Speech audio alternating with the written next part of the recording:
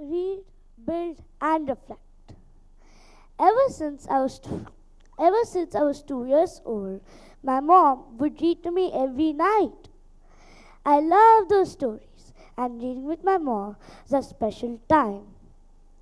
I'd snuggle up close to her, looking at the pictures and her fingers running over the words.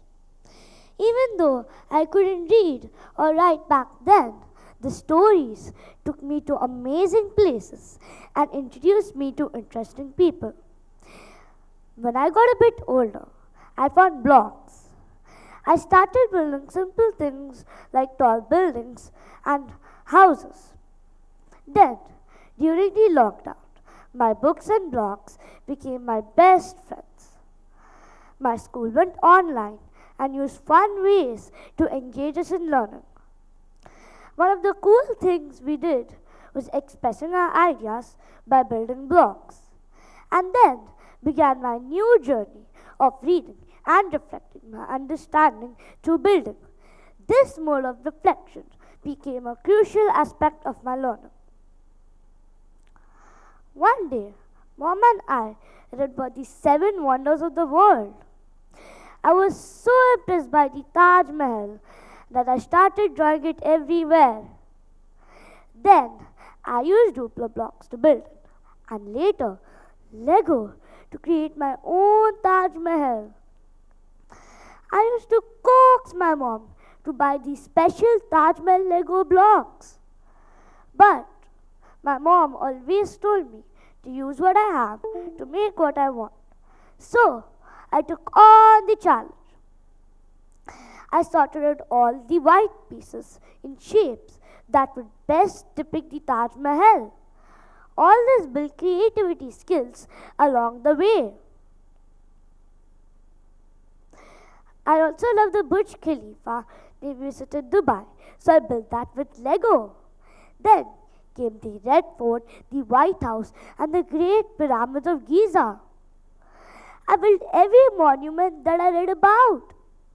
I felt as if I'm visiting that monument and it's standing right in front of me. Once I picked a book on Titanic. This became my go-to book. I read it so many times. Sometimes I just look at the pictures of the book. Sometimes I read the same chapter over and over again. Then, when I saw the movie, I was fascinated by the idea of such a magnanimous ship. I wanted to now build the Titanic ship. I first drew the plans like the architect of the ship. Then, I used Duplo blocks to build it. When I was successful there, I tried recreating it with other toys.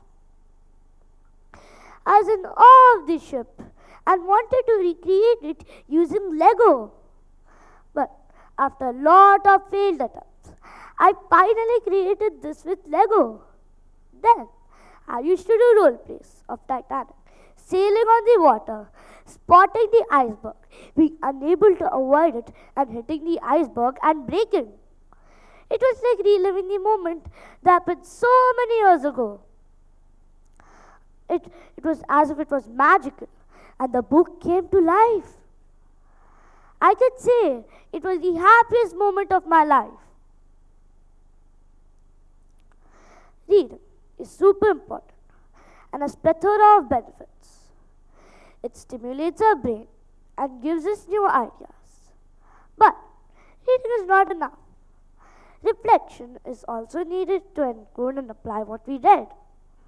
My idea is to make reading an interesting activity for children through reflection. There are numerous ways of reflecting ideas: by drawing, by building, or by writing. But I'm here to share my experience of building what I read and how it helps me understand things better. Here are some benefits of my idea.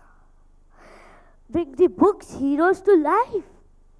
2D images from the book enter a room. Builds fine motor skills. Anyone can play with blocks. No rules. Anyone can make their own. less messy, but still lets you explore. Improves creativity skills, builds focus and problem solving skills, gives you a sense of accomplishments, and creates fun memories. Sometimes reading can be hard, but if you turn the words into pictures or models, it's super fun.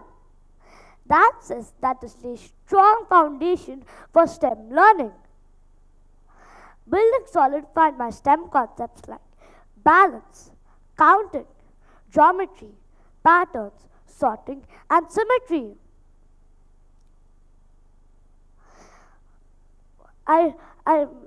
My hobby of reading, building, and reflecting helped me understand so many concepts at a very young age. I learned about the solar and lunar eclipse by making clay models of the sun, moon, and the earth.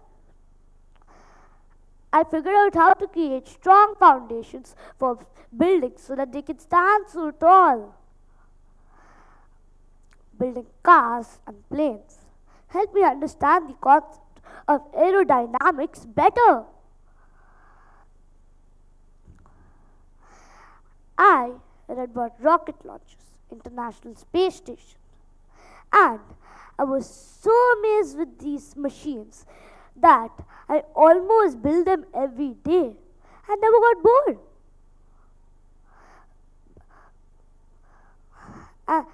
And also, my hobby brought me closer to my ambition of becoming a space scientist.